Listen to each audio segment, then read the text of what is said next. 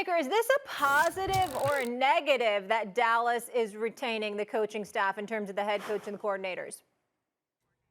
I have to check myself sometimes when I hear some of the things and some of the rhetoric that I get coming from people sometimes. Are you joking?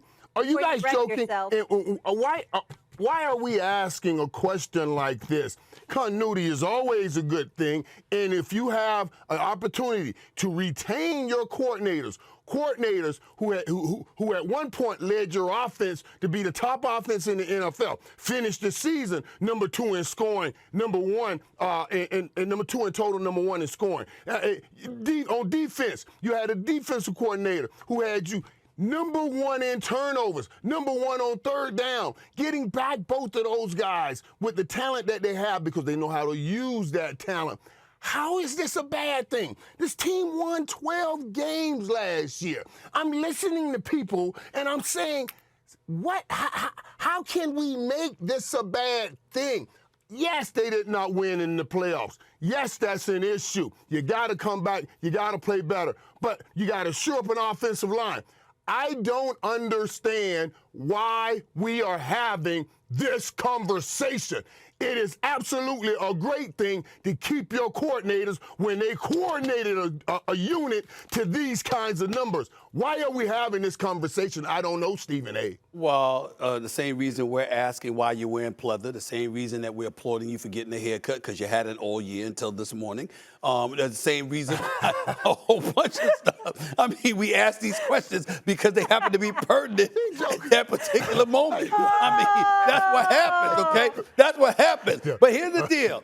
Here's the deal. I want to shock you a little bit here, Michael Irvin, by getting a little serious on a couple of items involving the Cowboys. Number one, Jordan Lewis, and I brought this up Friday. I'm going to bring this up again. He tweeted out something about me last week and called me a name or whatever because he had a problem with me, all of this other stuff. My brother, relax. We're having fun. I troll Cowboy fans. They troll me. I'm the same dude that rolled up in Dallas, down the block from the stadium, for crying out loud, hosting First Take from there with the lovely Molly Q, all right? And we had a whole bunch of, I was surrounded by Cowboy fans trolling. Everybody. It's what we do. It's all in fun, bro. It's all in fun. Ain't no harm. I grew up hating Cowboy fans. I don't like them now. But I love them, but I don't like them. You see what I'm saying? It's just all in fun. It's good, and it's frenemies. It's good frenemies to have. That's number one. Number two, let me get serious about the Dallas Cowboys and explain to you, Michael Irvin, I don't understand for the life of me why you cannot see what the problem is here. It's dysfunctionality raking through the franchise again. Let me explain. You have a head coach that has 2 coordinators, clearly individuals chosen by Jerry, who want Mike McCarthy's job.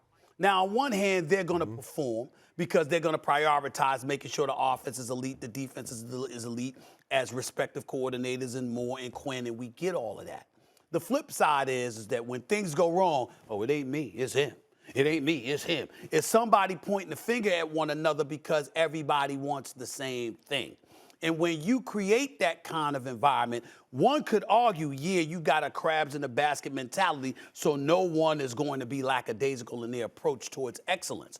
On another level, you can point to that level of dysfunctionality impeding one's ability to succeed.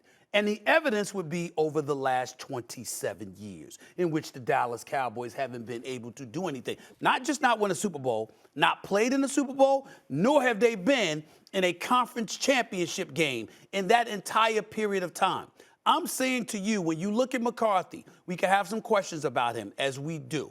We can look at Kellerman and we can say, all right, he did a good job, but late in the season, they faded just like they did the prior season, okay? We can look at Quinn. You upgraded the defense significantly, but was that really you, or was it the ultimate indictment against Mike Nolan, who never had any business being the defensive coordinator the year before, picked by Mike McCarthy out of the scrap heap? The last time we had seen him as a coordinator was in 2014 when he was guiding the Atlanta Falcons to being one of the worst defenses in the National Football League. Yet somehow, some way, 6 years later, this is your defensive coordinator. So a lot of times we got to put things in its proper perspective and recognize the fact that what you're doing is saying, okay, these are the personnel that we have in place. Everybody's after the same thing. So the priority is going to be there. But what you don't have is, quote unquote, a team. You have cliques. Now, that worked in Chicago one year when Mike Ditka was the coach, Buddy Ryan was the defensive coordinator, and both of them got lofted upon the shoulders of players and carried off the field when they won the Super Bowl, shellacking the New England Patriots, Steve Grogan and those boys, if I remember correctly. The point is, still in all, that's what you could potentially have here. And I don't believe that is a good thing for a team trying to ascend. Everybody needs to be on the same page. They don't need to be on their own page. As you would say, it ain't about right wing. It ain't about left wing. It's about the ring. It's about that ring. It's about that ring.